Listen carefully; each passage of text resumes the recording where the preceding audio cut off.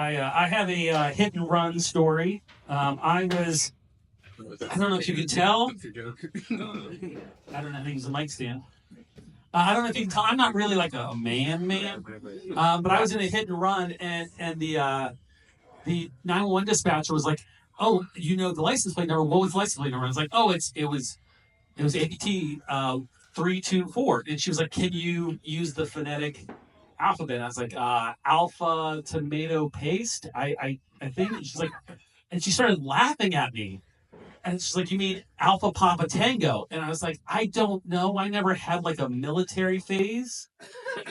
Like I had a thank you for your service phase. Like that's as far as I go." Okay. My name's Chris Biggs. What you need to know, I've been with my wife for over 20 years, and we have 4 kids together. Thank you. Yeah. I hope you can tell that I'm just here to get away from there. Like I'm not really a stand-up comic. This wasn't even my first choice to get out of the house. Mainly because I wanted to actually make money. I wanted to be like a college professor and teach night classes. And my wife was like, "Absolutely not." And I was like, "This sounds great. Like I'd wear a sweater with the patches on it. Like those are cool, right?" And she was like, "No," because she was worried that some young college girl would want to seduce me. And I'm like, so we negotiated to stand up comedy. Like, that's a strange confidence she has in me. Like, I am smart enough to attract some bright eyed college girl, but not funny enough for a drunk 35-year-old at last call. Right? But she does this all the time. Like, anytime there's like an attractive teacher or coach, she's like, "No, you have to stay home and I will go to there," which is great for my other hobby, which is being lazy. I get to sit home a lot. Like she was nervous about me going to back to school night because she knew the teacher. And I was like, and when I went there, I was confused because I'm looking at the teacher and I'm like, I don't know what she's got to be worried about. And then the teacher turns around to write something on the board. I was like, "Oh, now I get it." Because like beauty is only skin deep, but it really depends how deep that skin is in certain places. Yeah, and sometimes I use it to my advantage. Like the last fall, I said to her, I was like, "Hey, do you think that the gymnastics coach looks that way just from teaching this class?" And just like that, Super Bowl or football Sundays were free. I got to see every game. I messed that one up. Let's see. No, she's worried about that I'm gonna be the one to cheat in this relationship, which is really weird because like I can eat pizza for breakfast, lunch, and dinner for the rest of my life and be happy. Like I don't even care about the toppings. Like cheese and pepperoni, I'm fine. No variety. I mean, just cheese? Okay. If she wants to experiment a little bit and put pineapple on there, it's not my thing, but I'll try it if that's what she wants. But maybe she's got a headache. I'll just taste some garlic knots. I mean, I'm not picky at all. And she's the one though that wants to go and get Italian food and like go to Five Guys for fries and then Qdoba for like the dipping sauce. I'm like, that's like what 5 guys plus another guy all in one night. I don't. Okay, I'll keep working on that one. That's not going to do it. I've never cheated on my wife, though. I will say that. You don't have to clap for that, right? I mean, good job. You're not a douchebag. I mean, no, I've never cheated on my. I guess in 2025, that's a big deal. But you also don't have to clap for it because it's not quite true. Like, listen, I've never physically cheated on my wife. I mean, my wife and I have a fantastic physical relationship. I find her beautiful. She's amazing. And I've never emotionally cheated on my wife. Like, she gives me all of the emotions and lots of them.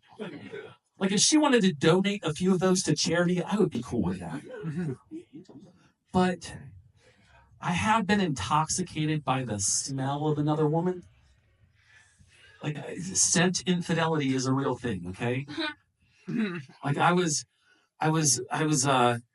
I was at the gym at work one day, and there was a woman that came in before and used the shower, and whatever body wash, the shampoo, I don't know, it just filled the gym with this aroma, and I was lost. Like, my heart was loyal, but my nose was in the streets. And I had to come home and confess it to my wife, and she was actually very supportive. She's like, "Why don't you go ask her what she wears, and I'll wear it." I was like, "No, I'm not going to do that. Like, that is because one, I don't know who this woman is. Like, I'd have to sit outside the ladies' locker room just smelling every woman that walks by, like just." Like part of like some sort of CSI, like where the S is a smell, and then if I find her, like, what am I gonna say? It's like, "Excuse me, can you just tell me what you use?" Because my wife's willing to wear that in the bedroom too. It's gonna be a weird conversation with HR, right? Yeah. Let's see if I got any more. Okay, last one. It's a little bit of a long one though. I recently heard that song "Gold Digger" by Kanye West for the first time. You all familiar with this song, "Gold Digger"? It's about how Kanye West fell in love with a woman with 4 kids because she had a nice butt. And I fell in love with a woman with a nice butt, and now I have 4 kids. But that means I am Kanye West. We're the same person. So I wanted to figure out if there was more things that Kanye West and I had in common.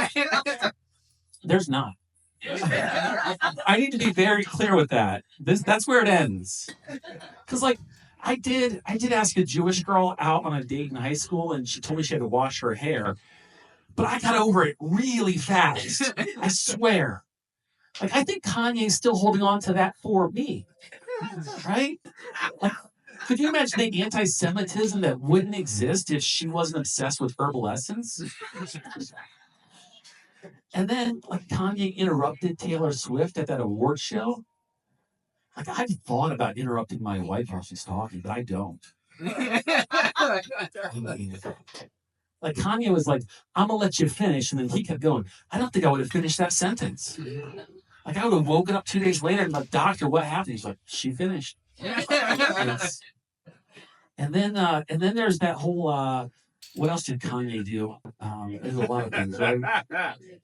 Gosh, there was another one. Kim Kardashian left Kanye West for comedian Pete Davidson. And like, listen, this is the Baltimore comedy scene. I mean, I'm not worried about that because I ain't saying she a gold digger, but she ain't messing around with no broke comedian. Right? That's how that song goes. I've only heard the radio version. I just assumed he was really bad at rhyming. Hey, my name is Chris Biggs. Thank you very much. Thanks.